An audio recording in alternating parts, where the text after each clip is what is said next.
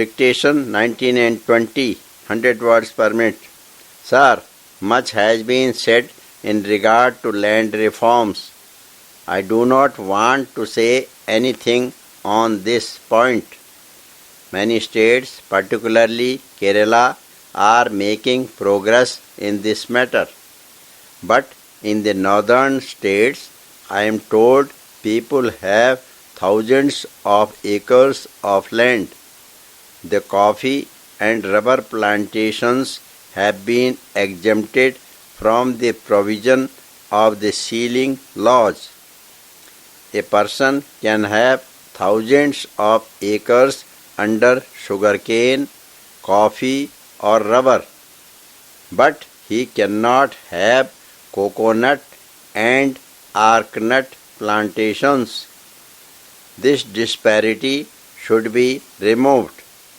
I would also like to draw the attention of the Honourable Minister to the demand of Kerala and other southern states to constitute a coconut board. The Kerala government have sent many representations to the Government of India. This is one of the matters pending with the Government of India. This proposal is now under the consideration of the Government of India, which may kindly be considered. Another thing I would like to say is about irrigation. There should be a national scheme for irrigation. The states are now free to formulate their own schemes for major and minor irrigation. I would appeal to the government to have a national scheme for irrigation. The farmers should also be saved from drought and floods. We must have a national policy for this also. Sir, as you know, the present irrigation of the country depends mostly on the major, medium and minor irrigation projects. They are good in themselves. Some of them are multi-purpose river projects which serve the purpose of irrigation of lakhs and lakhs acres of land, serve the purpose of generating electricity, as also solve the problem of floods. But the bigger the projects, the longer the gestation period. As has rightly been said by the Agriculture Minister, certain data have to be collected, projects reports have to be prepared, and then the projects have to be gone through. That will take a very long time. And by the time these things materialized, I am sure it will have taken another 15 years, and by that time the population of the country will have reached at least 90 millions. So what I would plead for is that let these major, medium and minor irrigation works continue, but along with it we have to take into consideration another factor which I am afraid has not been touched by any member. At least I have not heard it, that nature has been bounteous to mankind. It has been bountiful in the matter of supply of water too. Mother Earth has enough water in her bowl. May I plead with the Agriculture Minister that along with these major, medium and minor irrigation projects to take into consideration to have lakhs and lakhs of dug wells throughout the country. I am sure that will solve our problem much quicker and more economically too. I do not know if members are aware of this piece of news. It was published in the Statesman some time back in New Delhi also. Sir, I welcome the increased allocation for irrigation.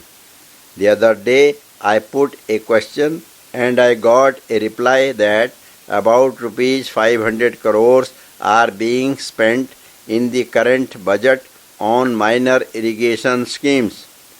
But I was sorry to note that only rupees 10 lakhs have been allocated for a back state like Himachal Pradesh. I was also sorry to note that the Honorable Minister is ignorant of the conditions in Himachal Pradesh. When I wanted to know the reasons for this meager allocation, he replied that tube wells cannot be dug in Himachal Pradesh. I am sorry he is not aware of the fact that Himachal Pradesh has greater potential for minor irrigation. It has many water channels. Therefore, I am not able to understand this meager allocation of rupees 10 lakhs against the total expenditure of rupees 500 crores in 1 year. So I would request the minister to look into this aspect. Sir, I read an article which says that the 20-point program has generated a new spirit, a new vigor in the life of our nation. And in the present context, these principles of the state policy, which appeared to be the dead letters or half-dead letters, at least now very much to be full of life. I would submit that the difference between what was happening before June and what is happening now is essentially that quite a number of programs were only on paper previously, and now whatever government decided today is being carried out ruthlessly, and the result is that in all sectors of the economy we have succeeded, even in exporting steel in the year 1975-76.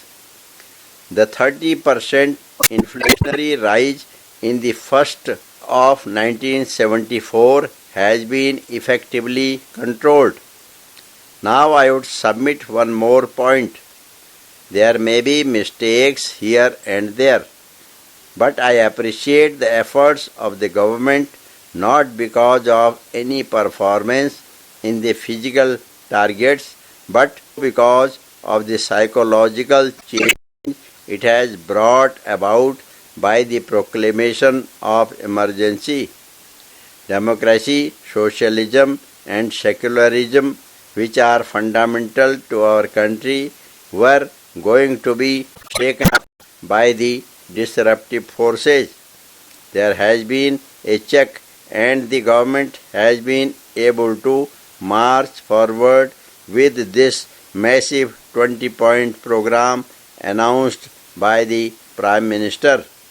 Sir, inspired by the declaration made by our Prime Minister, we have already distributed 2 lakh acres of land, and if we have a scheme to provide built houses to 5 lakh houseless people. In the course of last year, 2,500 houses have already been built and distributed, and in the course of next 5 years, we propose to construct 5 lakh houses at a cost of rupees 15 crores. Sir, I would submit that the rural economy will change for the better if we give home sites to the homeless people, if we provide credit to the rural cultivator, and if we fix the minimum wages for them. अगर आपको हमारा dictation अच्छा लगता है, पसंद आता है, तो आप हमारे चैनल को सब्सक्राइब करना ना भूलें, जिससे कि आने वाला नोटिफिकेशन सबसे पहले आपको मिल सके।